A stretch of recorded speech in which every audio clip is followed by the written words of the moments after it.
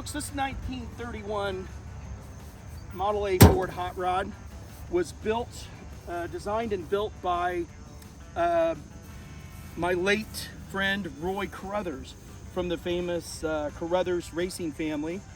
Roy and his two brothers, Jimmy and Danny, all raced midget sprint cars, Jimmy ending up at the Indianapolis Motor Speedway. My friend Roy ended his professional racing career in the 90s to fight his first bout with cancer, and we lost him last year to his second bout with cancer, a completely separate cancer. But before Roy passed, he built this incredible car, starting with the idea about 30 years ago. If there ever was a historic Brookville body roadster, this is the car. This is a 1931 Ford. It is a Brookville body, but this car is just loaded with a lot of Indianapolis hot rod history and racing history. The car was pretty much designed and built around the rear left wheel, which came off of A.J. Foyt's Indy car in 1962 in the Indianapolis 500. Foyt was running in second place behind Parnelli Jones. Roger Ward overtook Foyt when he started having some handling problems, most likely with the rear wheel, and ended up taking the race from Jones, who had some brake issues. But the wheel famously went home with a manager from the team, and Roy was later able to secure the wheel with a trade for a weed eater, of all things, in the 80s. And but this car has a lot of historical parts. The rear wheels, I'll stay with the rear left for just a moment. A guy by the name of Bob Dorn was on that Foyt team in 1962, and he claims full responsibility for the debacle, for not securing the wheel to the race car. And there's a very famous picture of Bob Dorn and Roy with the rear wheel here. So the front wheels were removed from a Silver Crown car once driven by Johnny Rutherford. There's an oil filter on this car that came from Pancho Carter's Indy car that was given to Roy by Johnny Parsons. The oil filter was an Andy Granatelli, a cast STP filter, which I'll show you when we do a walk around here. The right rear wheel was later found by some of Roy's friends. Roy had a lot of friends in racing. Roy raced for Clabber Girl, which was owned, of course, by the George family, who owned the Indianapolis Motor Speedway. But Roy knew all of these folks very personally, and worked on their teams. There's some famous photos of Roy working on Johnny Rutherford's team as a young man.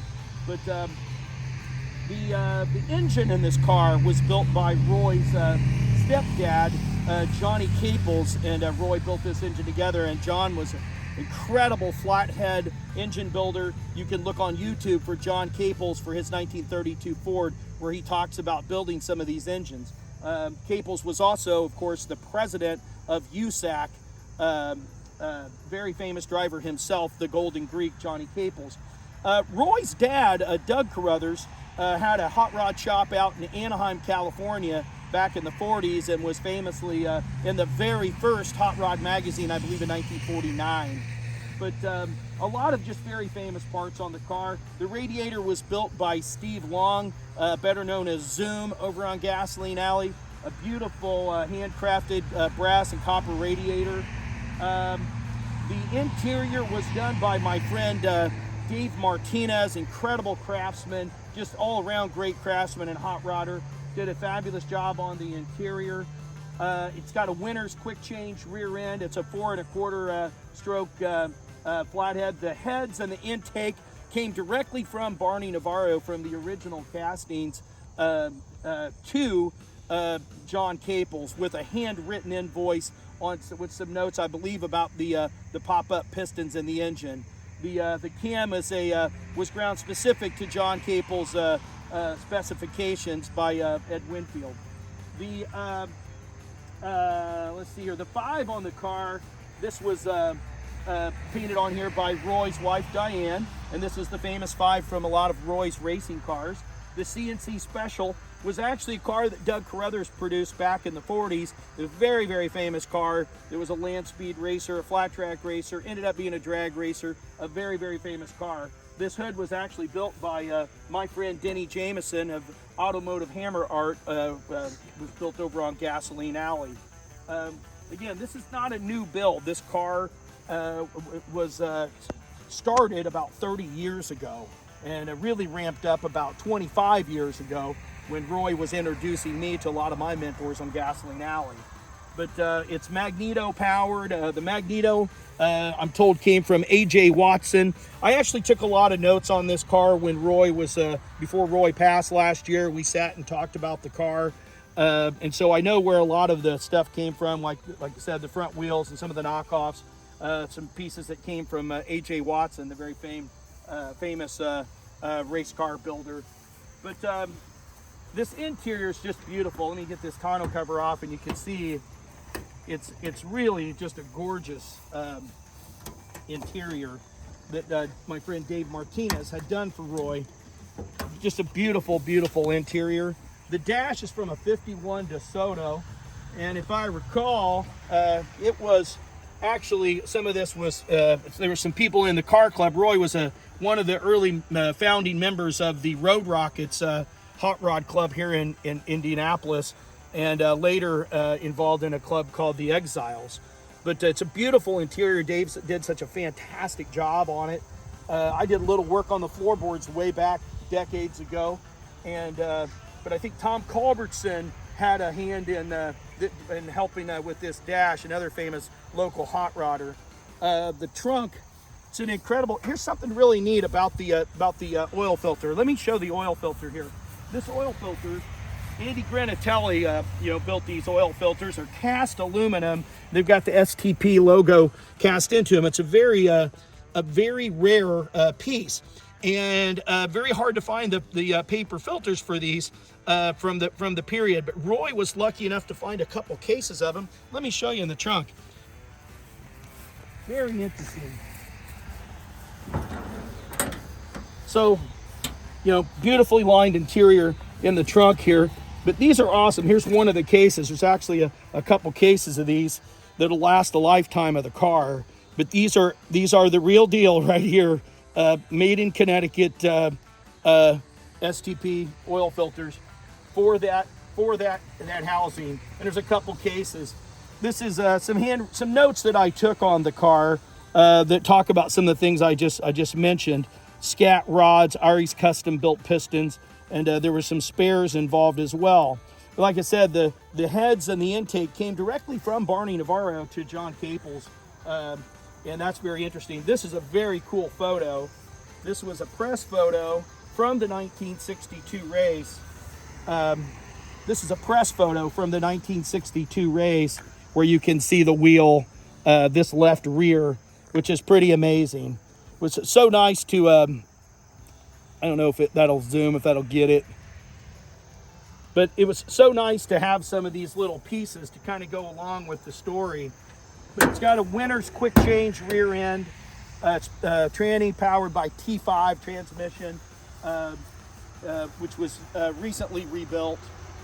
It is a very powerful engine that runs very cool. It stays around 140, 145, which is amazing for a 4 1/4 stroke hot rod flathead, if you know much about it, with a mechanical fan.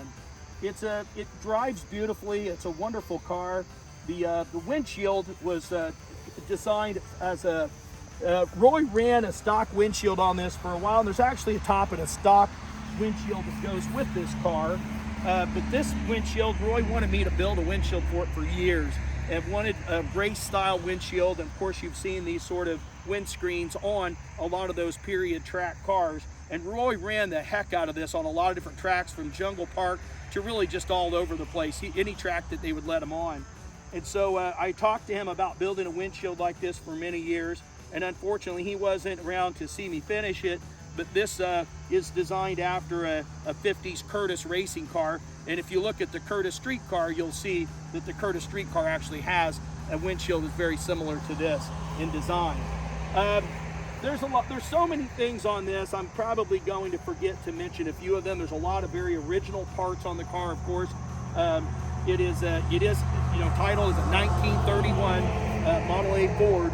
It's the real deal, but it is a Brookville body. But like I said, if there's any historic hot rod that is a Brookville body, this is the car. You will never ever find a more historic hot rod with a Brookville body like this car. You just never will. There's some other interesting pieces to the car. There's a there's a couple little modern things for the car. There's actually a heater box in this car. There's some heat under the dash. There's some speakers in the car with a little connector in here. I've never tried it. I'm sure it works, but it's just a really wonderful car. I mean, it will really get down. I mean, for a flathead, this is a very, very special car. It's got a lot of power, and it's a lot of fun to drive. Roy drove this car all over the country. He would drive it all the way 10 hours to Pennsylvania and 10 hours back. Just a fantastic car. I can't say enough about it. It handles like just a finely tuned hot rod. But again, you're not going to find a more historic car, Brookville Roadster. You're just not. And it's not, of course, it's not entirely Brookville, but it is a 1931 Model A Ford. And it's, like I said, it runs very cool.